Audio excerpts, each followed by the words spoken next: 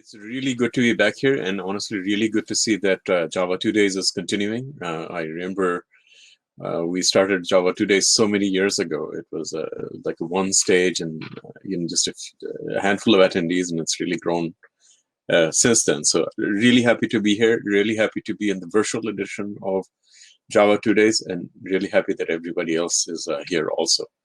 So the talk today is very interesting in the sense that this is not a talk I would have imagined myself giving 5 years ago or 2 years ago, maybe even 3 years ago. So this talk is about my day job, what I do at Microsoft. And that is to try to ensure that Azure is a really good place for Java developers. So you'll see we're doing quite a bit, probably much more than most people realize and maybe expect. That we are doing. So it's a very broad-based talk. It talks a lot about all of the things, the wonderful things that we're working on for Java developers at Microsoft. And also it's an opportunity for you to begin to engage. Like just every other talk, this talk is about engaging you and finding out what is it that you are interested in, and what is it that you want to know, and what is it that you would like Microsoft to do for you. Right, so that's what the talk is about. So there's no reason to hold back questions. You guys can just ask me questions as we go. There's no reason to do that. There's a little chat window here. I'll check the chat window every now and then. So there's no need to have a Q&A at the end. I'll stop at the end and take questions from you anyway. But there's no real need to do that. You can ask me questions, as we are going along here. All right. So without further ado, I think it's about 5 minutes past. Hopefully, people have had a chance to come over from the other session. So I'm going to just start my session here and start sharing my slides and turning off my camera just for. All right, so here we go. All right, so hopefully everyone can see my screen now. This is, like I said, this is how Microsoft learned to love Java. I hope it's a very interesting talk and something that you probably weren't expecting even a few years ago. So here we go. Let's get started. So the first thing is, why are we doing any of this, right? So that's an interesting question that I think we should all talk about. So the heart of the matter is really Azure needs to be a first-class platform. It's one of the top 3 public cloud providers in the world. So in order to stay in that position and in order to serve customers, we can't just be the traditional Microsoft technologies. And the reason why is you can take a look at this, one of these indices, and there's many other data points like this that we can take a look at that tells us why. Right, so as you can see, the traditional Microsoft technologies, things like C# and Visual Basic and so on, those are somewhere below the bottom part of this curve. And I'll let you take a look at it, take a very close look at it, and it's mostly flat. Right. Whereas if you really look at the top programming languages for a very long time, this is a time span of almost 12 years, almost more than a decade. It's really Java that is always either number 1 or number 2 in the language indexes, and this is the way it has been for a very, very long time. Now, in the end, you'll see the weird 2020 effect of Java going down and Python going up and so on. I think those are, more than anything else, effect of COVID. My guess is those are going to self-correct for a little while. So I don't take that too seriously, because it is after all year 2020 and nothing is normal. But by and large, as you can see, Java is very easily either number 1 or number 2 programming language.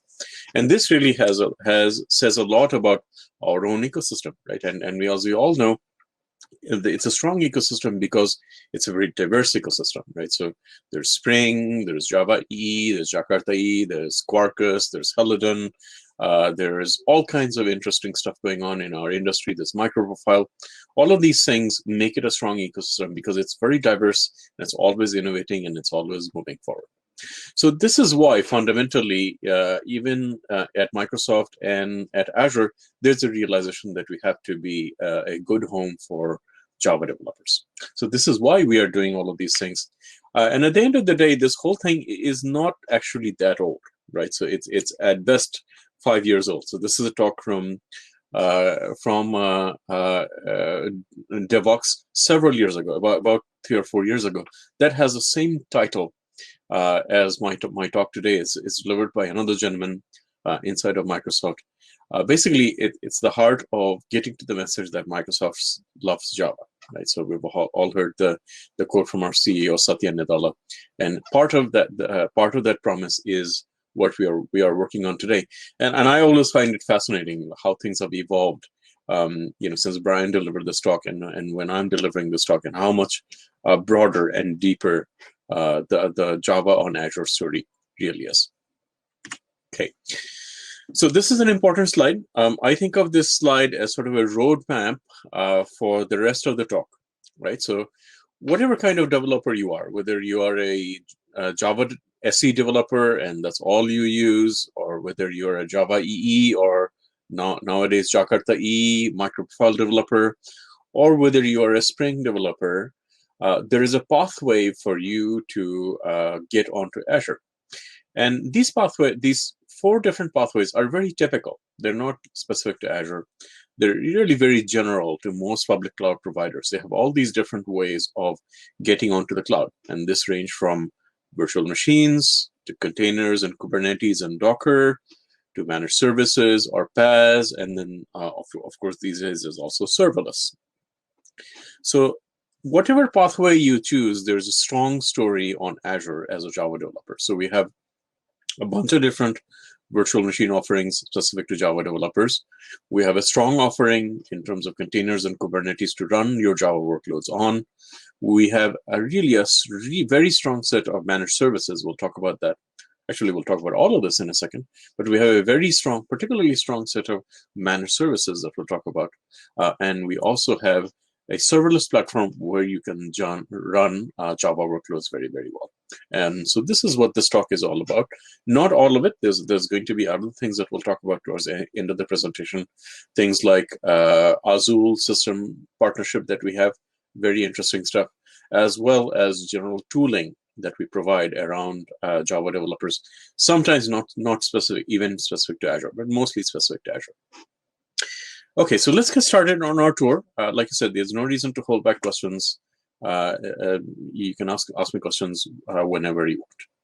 The other thing I'd like to mention is that we don't care about architecture either, right? Whatever your architecture, whatever your architecture journey, Azure is here to support you. So you could have a monolith and be perfectly happy with the monolith. You could have a monolith that's containerized. So in other words, put in a Docker container or put onto Kubernetes. You could have some mix of monolithic and microservices. Some people have this. So they have a main monolith and they have a number of supporting microservices around it. You can have parts of the monolith extracted into microservices very deliberately, or you could have sort of full-blown microservices, tens or hundreds of microservices that you want to run on Azure. And of course, you're welcome to do that as well. All right. So let's talk about the pathways. First stop is virtual machines, right? And this is the most natural stop. This is a very old school technology, right? This is the same thing as running VMware on your data center and running virtual machines. This is basically the easiest and probably the most cost-effective way of getting onto the cloud. So this is really nothing much more than that old cliche of your computer running on somebody else's data center. So in this case, it's your computer running on Azure. So this is really nothing much more than the virtual machine level, so the operating system level, if you will. But there's a bit more to that, and we'll talk about that bit more in a second. But let's start there. So this is where the Java on Azure journey starts. First of all, you should be aware, it used to be a long time ago that Azure was only about Windows. So you can only run Windows as an operating system. That hasn't been true for a long time. That's where the Satya Nadella quote comes from. Microsoft loves Linux. Azure is the heart of that. So we actually run basically all different flavors of Linux on Azure, whether it's Ubuntu or Red Hat or Oracle Linux or what have you. Red Hat is the most popular one by far. So this is a very good way of getting onto the cloud. It's cost effective. The downside is it's a little bit more complex. So in other words, you're basically not taking full advantage of all of the cloud capabilities. You're basically doing what you used to do before, only on somebody else's cloud. So you're using the same kind of tooling as you were on your on-premise data center, more or less, right? So there's some other cloud capabilities you can use, like cloud infrastructure, but more or less it's the same equivalent experience that you would have on your own on-premise data center. Now, virtual machines are a little bit more than that, especially on Azure. The reason that is that we have this thing called the Azure Marketplace and Azure Solution Templates. And what are these things? These things, if you've ever worked in Docker or Helm, it's something similar to that, except for VMs. So instead of just starting with the operating system level, if you know that you want a particular set of software, for example, WebLogic, right? So we're developing solution templates for WebLogic with Oracle. So we have a Oracle WebLogic solution template on Azure that you can go and use. What does this give you? So instead of starting from the operating system level, if you say, hey, I want WebLogic and I want a 5 cluster of WebLogic up and running, well, you can just point and click and through the UI, set up a few different options, and then lo and behold, you'll have a running WebLogic cluster running, or a WebSphere cluster running, or a JBoss cluster running, or a Tomcat cluster running, or whatever else you want running very easily. You can even specify integration. So you could say, hey, I want WebLogic running and I want to connect to Postgres. I want WebLogic running, 5 instances of WebLogic running, and I want a load balancer in front of it. So all of those things will be created for you. At the end of the day, you still get a virtual machine, but you get it much faster, right? Instead of having to do everything by hand. So as you can see from this image here, the Marketplace portfolio is Java developers are very well served there. So there's a number of solution templates for a number of commonplace Java-based solutions. There's Zulu, right? There is OpenJDK for Java SE developers. There's a range of options for Java EE runtimes from Tomcat all the way to WebSphere and WebLogic. There's a bunch of different data options, not just RDMS, but things like MongoDB, Redis. If you're running Hadoop or Spark, those are their solution templates for all of those things. All kinds of messaging platforms, including things like ActiveMQ and Kafka. And of course, you also have a number of DevOps solutions as well. So if you want Jenkins up and running, you can just point and click real quick. And with a few Marketplace template image entries, lo and behold, you're able to create a running Jenkins instance very easily on Azure. So this is essentially the Azure Marketplace portfolio. Now, beyond that, these days, what is incredibly popular is Kubernetes. And what some companies have done is they've created these so-called multi-cloud platforms on top of Kubernetes as well. And what do? They basically take Kubernetes and make it add a layer of abstraction above it, add an interface above it, including all the way up to your UI, right? So basically, they sort of take over your cloud experience, and it's running Kubernetes well under the hood, but you're dealing with really this abstraction, higher level abstraction layer that maximizes as much as they can all of the cloud development experience, including deployment, provisioning, monitoring, so on and so forth. So a couple of big examples of that is OpenShift from Red Hat, as well as VMware from Tanzu. So you can run these multi-cloud platforms. Some of the benefits for them is obviously ease of use over Kubernetes, but also being able to run multi-cloud or part of the workload on premise and part of it on some other cloud or multiple clouds.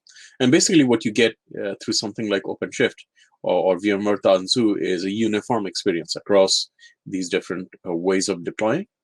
So you can deploy these things, again, through virtual machines if you want to, but you don't have to. So Azure is actually one of those clouds where we have managed services for these things. So again, all of the deployment and provisioning, the complex setup of these things is all done for you. You just point and click, and lo and behold, you get a fully managed running instance of OpenShift or fully managed running instance of VMware Tanzu. And these are basically developed through partnerships. So in a way, it's we're building the ecosystem synergies this way, right? So we're working with Red Hat to have a managed version of Azure Red Hat OpenShift. We're working with VMware to have a managed version of Tanzu running on Azure. There's also containers. So this is probably the most hottest way of getting onto the cloud now. So this is all about Docker and Kubernetes. And you are very well supported on Azure if you're running these things, because again, we have one of the top most popular Kubernetes implementations out there, Azure Kubernetes Service. In fact, I'll show you Azure Kubernetes Service in the demo in a second here. But we have very first class managed instance of Azure Kubernetes, namely Azure Kubernetes Service. Around that, we have a number of other options as well. So these are things like Azure Container Registry. So if you're doing Kubernetes deployments in the real world, you don't want all of those to be public. So if you can create a private repository that is specific to Azure, called the Azure Container Registry, very, very well integrated with the Azure Kubernetes Service. Now, let's also talk about the case where you want to do containerization. So you want to use containers and you want to use Docker, but you don't necessarily want to use Kubernetes, right? So your deployment is perhaps not that complex. It's just a few instances of just one image that you need to run. So in that cases, you can use something either called Azure Container Instances or App Service for containers. And what this allows you to do is basically do just your Kubernetes-based deployment, rather Docker-based deployment, without necessarily getting into Kubernetes. Something happened real quick. I'm just going to quickly make sure that everything is still up and running. And I'm also going to check if anyone has any questions yet. No, I don't see anything in the chat message yet. I'm going to assume things are still going fine, and we're going to just keep going. Okay, so want to use Docker, want to move to the cloud, don't want to use Kubernetes, Azure Container Instances, or app services or containers are also options. If you want to use Kubernetes, by all means, you have a first-class implementation on Azure called the Azure Kubernetes Service. Now, if somebody asks me what makes Azure so special, right? Why would anyone, what is really unique about you?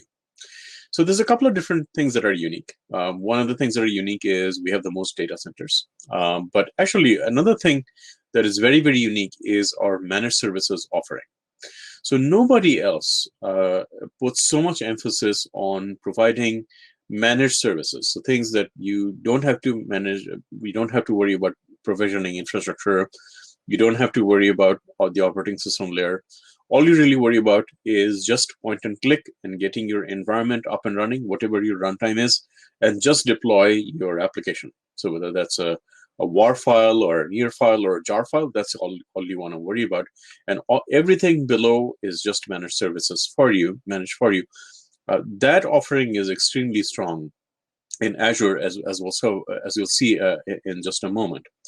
Now, a few of these managed services are specific to Java developers, and a lot of them actually are not. They are basically generic infrastructure level managed services, but they have Java bindings. In fact, they have 3 different types of Java bindings in general. I'll talk about that in a second, targeting the three kind of developer base that is out there, and this is always expanding. So the key to our managed services offering is something called App Service. So App Service offers managed versions of Zulu.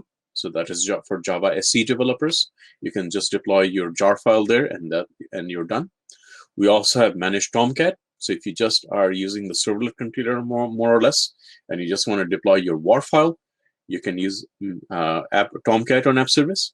If you're a Java EE developer and you're developing WAR files or ER files or any other kind of Java EE deployment, you can use JBoss EAP on App Service. Okay, so that's for Java EE developers.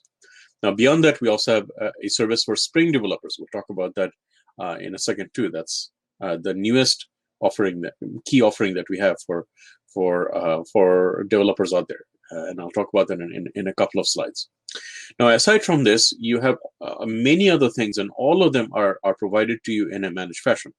So whether it's databases, whether you're using SQL Server, Postgres, or MySQL, you have a managed offering for it. You don't have to run these yourself. In fact, the only major database that we do not offer as a PaaS service right now is Oracle DB. Other than that, pretty much all of them are there on Azure as managed services. Let's say you want to use something else. You want to use a NoSQL database. We have something called Cosmos DB, that is a multi-protocol NoSQL data store. So you can use the MongoDB API, the Cassandra API, or the Gremlin API. Gremlin is basically a graph-based protocol to use Cosmos DB. So essentially, you have Cassandra, MongoDB, or Gremlin running in a managed fashion through Cosmos DB on Azure. We have a managed Redis service, so you could use that for JCache with JCache, for example, as a Java developer. We have blob storage if you need to store data or need to store files. We have Azure Key Vault for managing secrets. So this is where you securely put in your key value stores. We have managed Active Directory as your directory server implementation. So we have a number of different messaging solutions: Service Bus, Event Hub, Event Grid. These are different types of flavors of messaging, if you will. We also have DevOps tools as well. So we have application insights. So if you're used to Elastic Stack, this is basically Azure native version equivalent of Elastic called App Insights. This is a Azure native managed service. In addition to that, we also have managed services for Elastic. If you didn't want to use App Insights, you can use Managed Elastic on Azure. And we also have something called Azure DevOps. I'll show you Azure DevOps in a second also. This is basically Azure flavored, Azure native equivalent for Jenkins, right? So with Jenkins, you can run right on VMs to the Azure Marketplace template. If you want a managed service, you use Azure DevOps on Azure.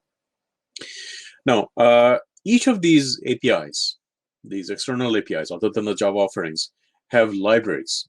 They either have their own native libraries written in Java. So if you're a Java SE developer, that's what you want to use. Or they have Spring Framework or Spring Boot bindings, each of them, Cosmos DB, Redis, SQL Server, blob storage, you name it. They have either Spring Boot starters or Spring Framework library integrations. And finally, you have Java EE bindings where they are applicable as well. So JDBC support for all of the flavors of database, JCache support for Redis. You're able to use Cosmos DB through Jakarta NoSQL, so on and so forth.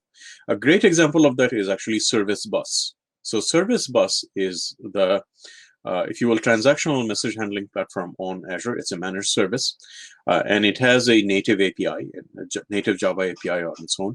But above and beyond that, you can actually use Service Bus through JMS, right? And even through Spring if you want to, right? So these are all these different bindings that are available for each of these things. Now let's talk about our newest service on Azure. This is Azure Spring Cloud. This is developed through VMware. And this is basically your PaaS if you are a Spring developer and you're developing microservices. So what you do here is you're able to deploy your Spring Boot applications.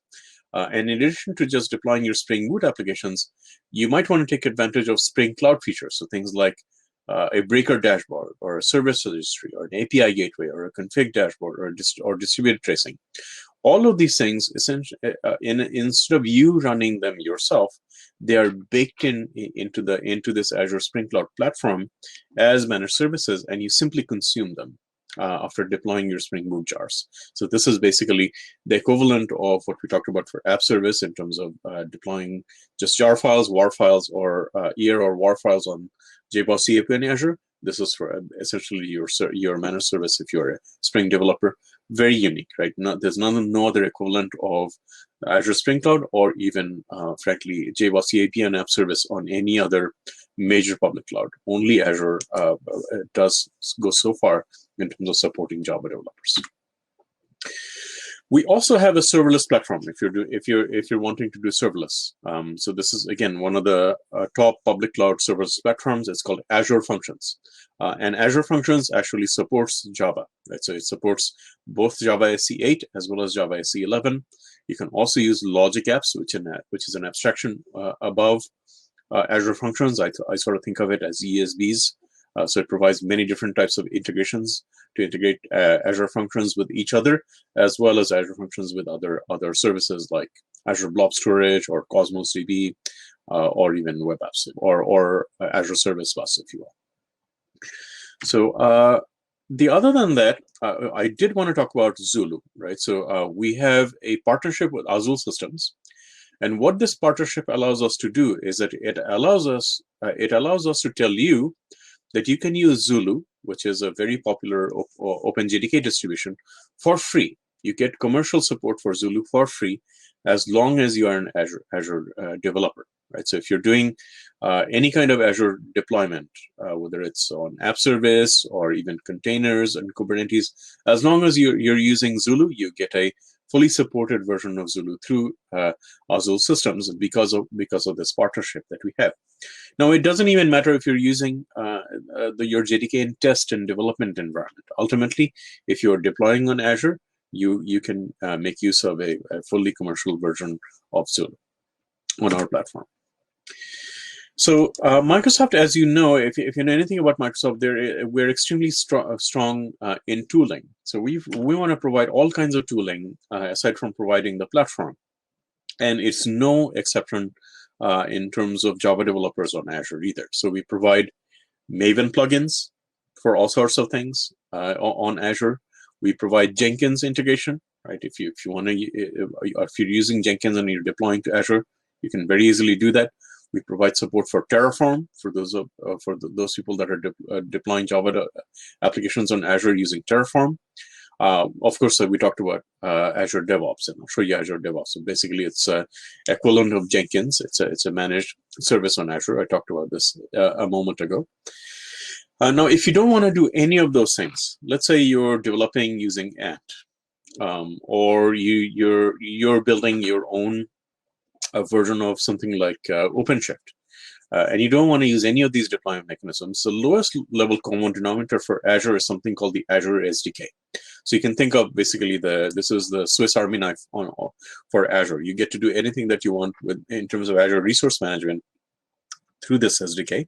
And you can develop this SDK using Java, because that SDK supports Java as a language as well. So it's a very, you literally can't get any more of a first-class citizen if you can manipulate Azure at the lowest level using Java.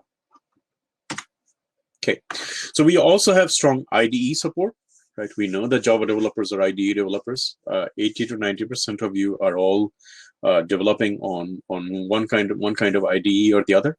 So we provide all support for all of the major IDEs. Again, we have a bunch of IntelliJ extensions. We provide good support for Eclipse. And also, I don't know how many of you know this, but Microsoft, in its own IDE, in its own next generation IDE Lite, if you will, VS Code, in there we provide first-class support for Java as well. So you can do editing of Java files, you can do debugging, you have Maven integration, you have JUnit integration, you have Spring support, you have application server support. You can run JBoss API on Wildfly, for example, or Payara, or Open Liberty. So all of that is possible using VS Code as well.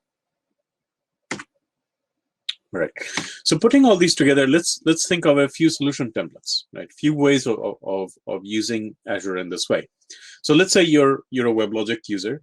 Pardon me for a second.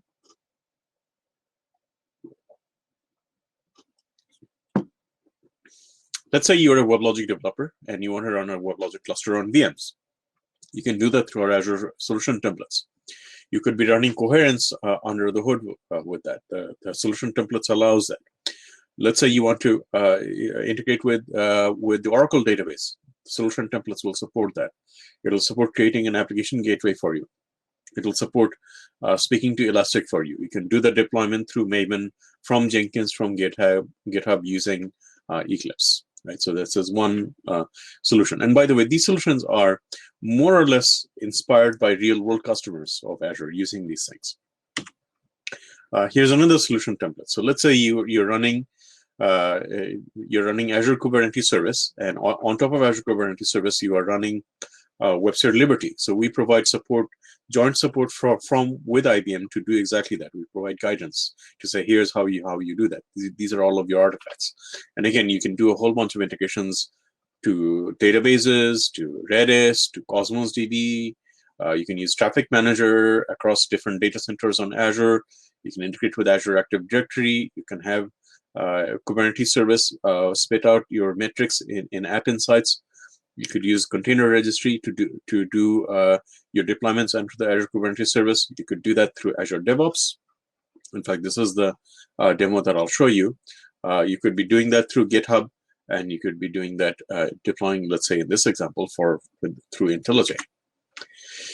You could be doing the same thing as let's say you are a Java IDE developer and you want to use JBoss API on App Service. You just want to deploy your WAR file and be done with it, right? You can do that. And again, a whole set of integrations that are possible, whole set of ways of deploying also possible. If you're a Spring developer, you could be doing exactly the same thing. So you could be deploying through Azure DevOps, using IntelliJ as your IDE. Let's say, for example, you could be using all of these different Azure services in a completely managed fashion and just deploying your Spring Boot jar files and speaking to whatever else services that you need, whether it's a database or JMS or what have you. JMS using Service Bus and what have you. So let's say finally you want to develop using serverless. You're in a completely serverless world. You could be deploying your Java code directly from VS Code. You don't have to necessarily use Maven or anything else. And you can deploy directly to functions, although you can also deploy functions through Maven. That is also a perfectly possible path.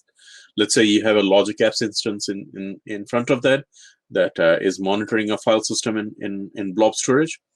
Or Logic Apps, you can build in some logic to say, hey, if it's a certain type of file, send it to a certain type of function. And each of these functions could be doing things like pushing out a record into Cosmos DB, let's say a MongoDB record, or sending out a message to Service Bus, or making an SMS message invocation through Twilio. Right? Similarly, you could have web applications. Again, let's say on JBoss or Tomcat or Java SE, or the Spring Cloud service picking up from Cosmos DB or picking up from Azure Service Bus.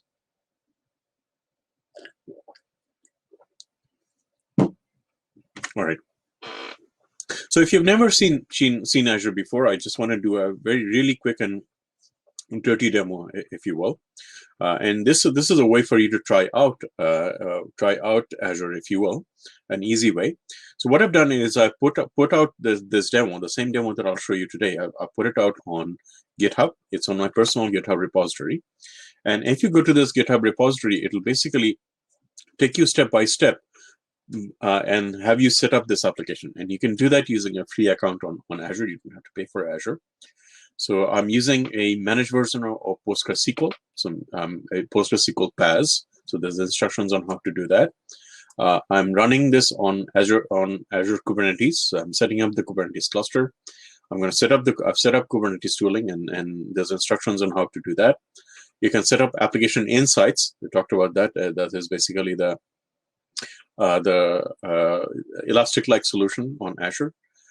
And I've also created some service connections. Right? So these are different ways of connecting to Azure DevOps, and I'll show you the Azure DevOps pipeline. And you can set it up. You can set it all up in Azure DevOps, and these are the instructions to do all of that. So let me show you how this looks like in action. So this is basically the Azure DevOps pipeline. So this is the Jenkins pipeline.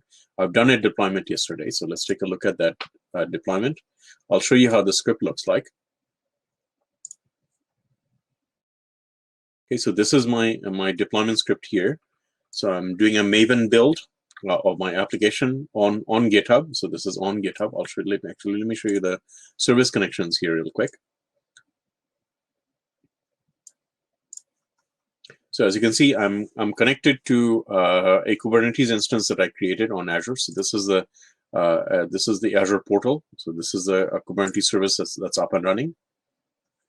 Okay, so as you can see, it says Azure Kubernetes service. If you look at some insights, there should be some activity here. Okay, as you can see, there's a little bit of activity. So this is the one that I have connected onto Azure GitHub. I've set up a link to get to my GitHub account. So this is the exact GitHub account. So this code is running on GitHub. I'm using Docker Hub to build out my images to ultimately deploy to Kubernetes. So this is all set up here. Going back to the pipeline. This is the pipeline script. So again, I'm doing a Maven build right here, tasks Maven. I'm doing a Docker-based deployment, so I'm taking what the WAR file that was deployed by Docker by my Maven deployment and creating a Docker image to it and publishing it out to Docker Hub. It's actually on my Docker Hub right now. Then I'm spinning up a Kubernetes instance and doing the Kubernetes deployment here, and lo and behold, I'm getting it up and running here. So in fact, I have a little bit of a bug here that I should fix. So let me fix that. So as you can see, the Azure Application Insights is wrong. So this should not be your Application Insights key. So I'll fix that later on, but let me show you the deployment first.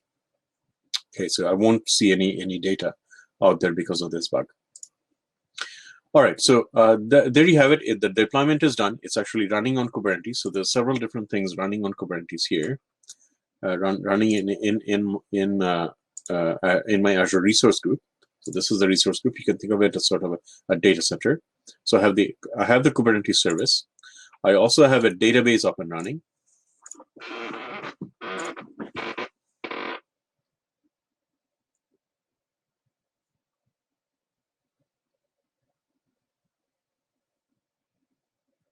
So this is Azure Postgres. So this is a managed version of Azure. And then finally, I have the Azure Application Insights. I'm going to copy over the instrumentation key here for a second, and I'm going to do a redeployment to see if I can show you the logs showing up in Azure DevOps pipelines. I need to just fix this a second, right, in order to do that. But let me show you the application. So if I do keep control get pods,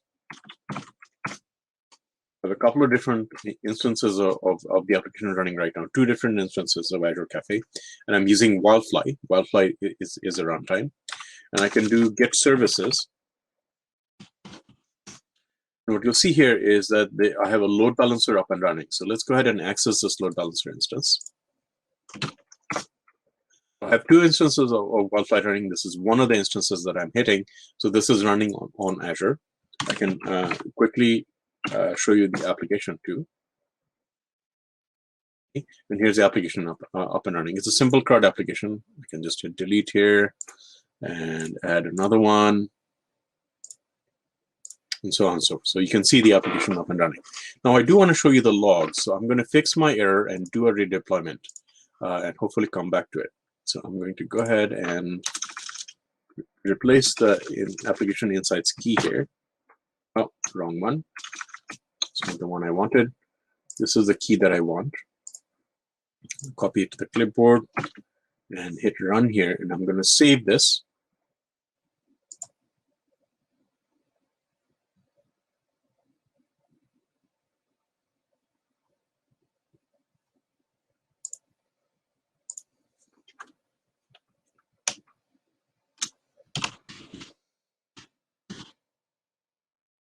We'll start a pull request, and I'm going to just hit save.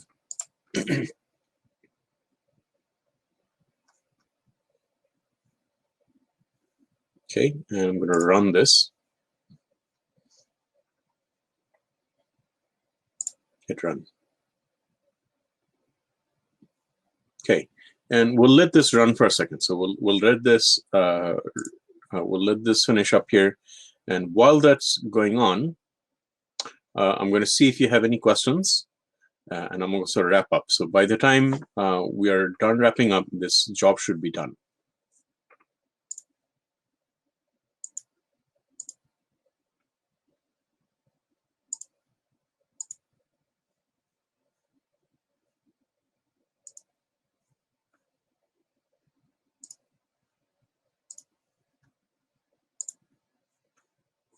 Okay, so I don't see any questions as of yet. So I'm just going to keep going.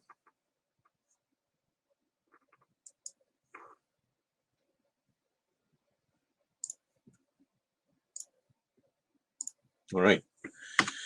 So yeah, so Microsoft is very, very serious about Java. Hopefully that's obvious from the presentation. So we're doing a whole bunch of work to support Java developers. There's many different pathways, right? You can use virtual machines or containers in Kubernetes or managed services and PaaS or serverless or something in between, or maybe all of them. You could be using whatever it is that you want, Java EE, Java SE Spring, and you're equally well supported on Azure. You have, in addition to all of these services, you also have tooling, right? So we talked about all of the tooling. So Maven, Jenkins, Azure DevOps, the Azure SDK, IDE support, whether it's IntelliJ or Eclipse or even VS Code. You're well supported, whatever it is that you're going to use. We're actually actively evolving these things, all right? So we're making heavy investments in making sure that these things are actually well supported, right, for you. And we're also listening to you, right? So you could be engaging with me, reach out to me via whatever mechanism that you want, and tell me what is it that you would like, right? Especially, as you know, many of you know, I'm a Java EE guy. If you're a Java EE developer, you could be reaching out to me and telling me, hey, this is what I need in order to run my solution on Azure, and I'll be happy to help you. So I'll leave you with just a few resources. First, let me make sure that I'm still sharing. Yes, I am still sharing. So let me just leave you with a few resources here. So there's a Java on Azure landing page. That's a good place to go from wherever you want from there. We also have the Java on Azure docs, right? You can begin exploring our content there. And we also have a number of Azure samples with Java on it. So these are the things to get started with in terms of Java on Azure. In addition to of course, the GitHub example that I showed you before. So this is it in terms of my presentation. This presentation is actually available already publicly. So I'm going to actually show you where that is and share the link with you. So it's on my speaker deck. It's public, and here's the URL for it. So you can take a look at the slide deck later on if you want to. Do open source service templates, free or paid for use on Azure. They're free. So all of the solution templates are always free. There are some that you get paid for, but anything that is developed in partnership with Microsoft, it's free to use. You can use a solution template. Ultimately, you have to pay, of course, the Azure resource for Azure resource utilization, but not using the solution templates. So okay, let's see how our deployment is going.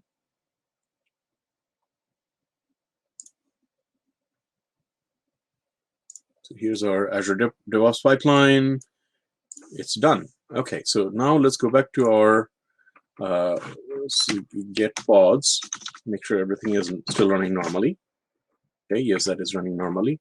Let's do get services. So now we should have a different IP address, which we do. Okay, that is up and running also. Let's try Azure Cafe, and we should still see the same records as before. It may just take a moment to boot up, which it did. So I'm going to delete this, and I'm going to create another one.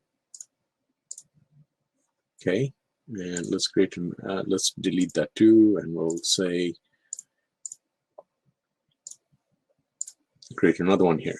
Okay, so now let's go back to Azure App Insights, and Azure App Insights sometimes takes a little bit of time to get these records in. But let's see if we can see them, so I can show you that the Azure Application Insights piece is also running. In fact, let me go back to my pipeline and make sure that the pipeline is what I expect it to be. So let's hit edit once again. I'm going to just delete this run. Actually, I can't, which is fine. Continue. Okay, let's go look to see if the, oh no, so that is not there. So it's not going to show up. I need to fix this and see what exactly is going on and why these changes are not being saved. So we're probably not going to see the insights in here. That said, I was going to try to show you some interesting stuff.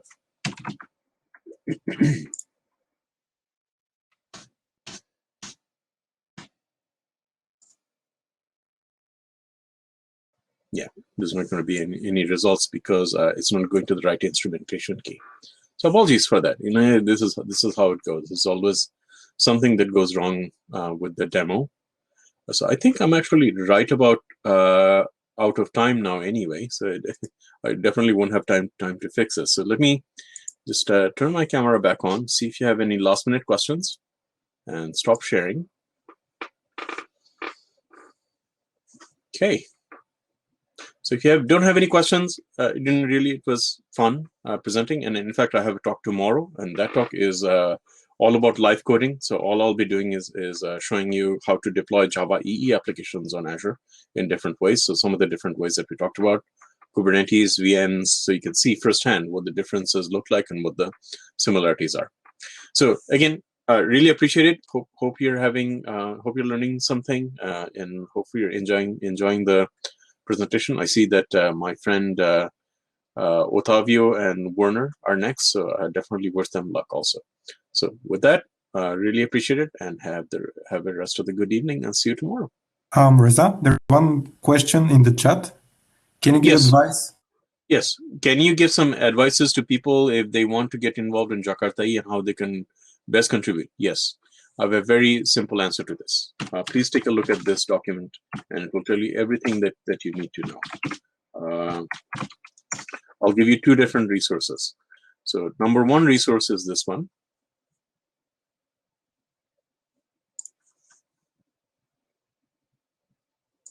So I'm typing. I'm giving you a link in the chat. So this is one place, and here's another place.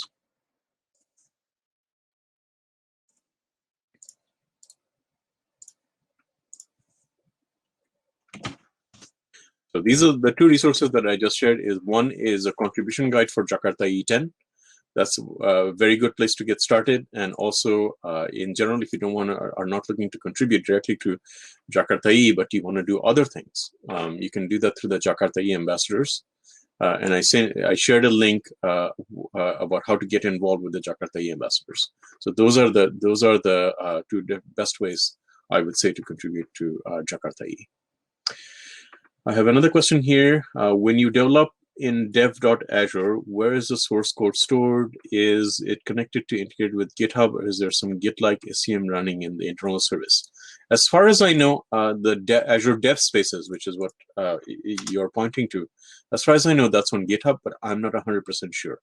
Maybe reach out to me offline, and then I'll try to connect you to the right team and figure out the correct answer for you. But that's, as far as I know, it's on GitHub. Okay, so I'm out of time. I don't want to cause problems for my friends, certainly, Werner and Otavio. So really nice to speak with you, and hopefully see you tomorrow.